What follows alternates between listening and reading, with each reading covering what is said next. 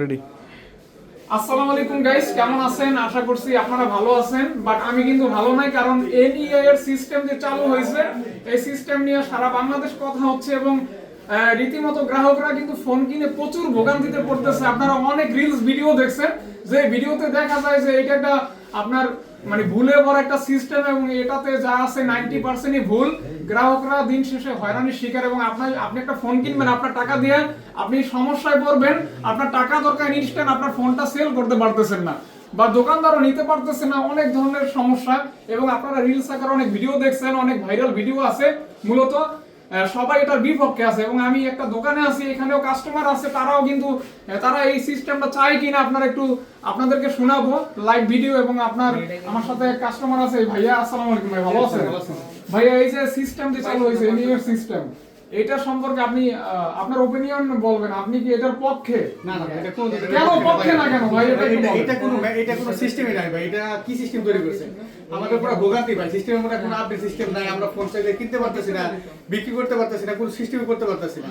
আর পুরো ভোগান্তি শেষ নাই ভাই। বা বিভিন্ন রিলস দেখতেছি সবকিছু একটা ঝামেলা। এনিয়ার কি সিস্টেম ভাই? এবং আরেকটা মজার বিষয় হচ্ছে, এক টাইমে দিয়ে লক্ষ হাজারো মানে ফোন কিভাবে অ্যাক্টিভ থাকতে পারে? এখানেই বলা যায় যে এই জিনিসটা নিজে সিম দিয়ে ভাই এই অবস্থা। 100 সিম অ্যাক্টিভ করে রাখা সুতরাং কি করে? আমরা আমাদের গ্রাহকদের একটা স্বাধীনতা আছে, আমাদের স্বাধীনতা হরণ করে যে সিস্টেম দেওয়া হয়, এই সিস্টেম এটা আমরা চাই না ভাই। আমরা চাই না, কেউই চায় না। আমার আরেকটা ভাইয়া আছে। ভাইয়া আপনি কি এই সিস্টেমের পক্ষে? আমরা এই সিস্টেম চাই না ভাই। চান না আপনি?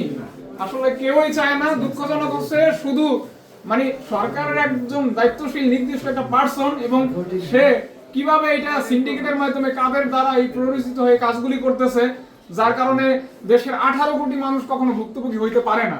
সুতরাং এই সিস্টেমে বানোয়াট ভুলে ভরা সিস্টেমে আমরা চাই না এবং এটা কেউই চায় না।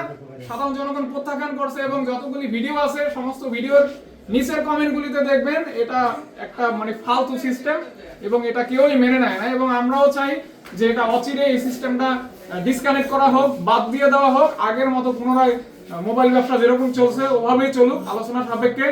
আর এখানে অনেক মানে গ্রাহক আছে এবং আপনারা দেখতেছেন আমি একটা দোকান থেকে ভিডিও করতেছি এবং এটা নিয়ে আমি যতটুকু মানুষের সাথে কথা বলছি সবাই এই সিস্টেমের বিপক্ষে আছে ইনশাআল্লাহ, এবং আমিও বিপক্ষে। আপনারা এটার বিপক্ষে যদি থাকেন অবশ্যই একটা শেয়ার করে দিবেন যেন মানুষ দেখতে পারে এবং এই সিস্টেমটা অকার্যকর করে আগের মতো পুনরায় যেভাবে ব্যবসা করছে এই ব্যবসায়ীরা এই ব্যবসা করার সুযোগ দেওয়া হোক। এই বলে আমি আমার কথা শেষ করতেছি। আসসালামু আলাইকুম।